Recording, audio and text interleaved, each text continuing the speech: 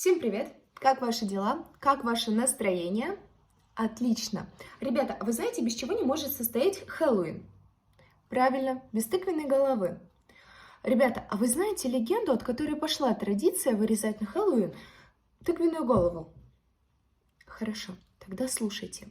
В Ирландии существует легенда о скупом Джеке.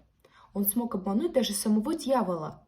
И когда скупой Джек умер, Бог не желал, чтобы такой человек находился на небесах, а дьявол все сделал, чтобы он не появился в аду. Таким образом, скупой Джек стал ходить по окрестности, по маленьким улочкам и освещать маленьким угольком, который находился в его тыкве. Таким образом и появилась традиция на Хэллоуин вырезать тыквенные головы, чтобы отпугивать злых духов. Поэтому вырезанную тыквенную голову начали чаще всего называть фонарем Джека. Ребята, а вы хотите сделать свою тыквенную голову? Отлично, вот сегодня мы этим и займемся. Для этого нам понадобятся листы бумаги, цветной скотч и ножницы с клей-моментом. Для начала я покажу вам, что у нас должно получиться. Затем давайте обговорим правила техники безопасности, так как мы сегодня пользуемся ножницами и клей-моментом. Что вы знаете про технику безопасности? Молодцы, вы уже хоть что-то знаете. Но я дополню. Ножницы надо класть к себе кольцами. Ни в коем случае не направлять на лицо и на соседа рядом.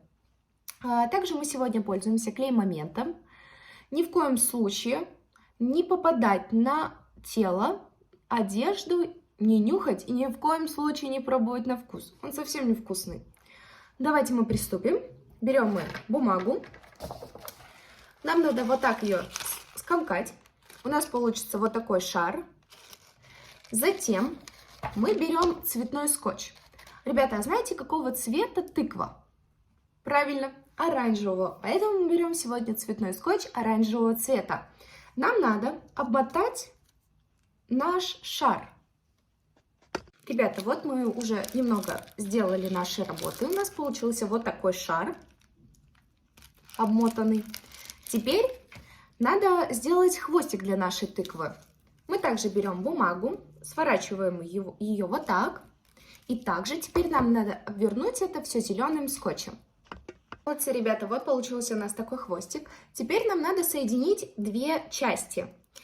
Еще раз предупреждаю, мы сейчас пользуемся клей-моментом, поэтому обязательно, аккуратно помните о технике безопасности и приступаем к работе. Отлично, ребята, мы уже соединили наши две части. Теперь остается нам нарисовать лицо на нашей тыкве. Вы можете выбрать любую эмоцию. Я покажу вам сейчас картинки. Можете из этих картинок выбрать эмоцию, какое-нибудь лицо, и нарисовать на своей тыквенной голове. Сейчас мы когда нарисуем, у меня получилась вот такая мордашка. Ребята, вы все большие молодцы, у вас очень у всех красиво получилось. И теперь я предлагаю вам сфотографироваться около нашей фотозоны с нашими тыквенными головами и на фотографии сделать такую же эмоцию, какую вы нарисовали в своей тыквенной голове, чтобы было смешно и загадочно. Всем спасибо за мастер-класс. До скорых встреч!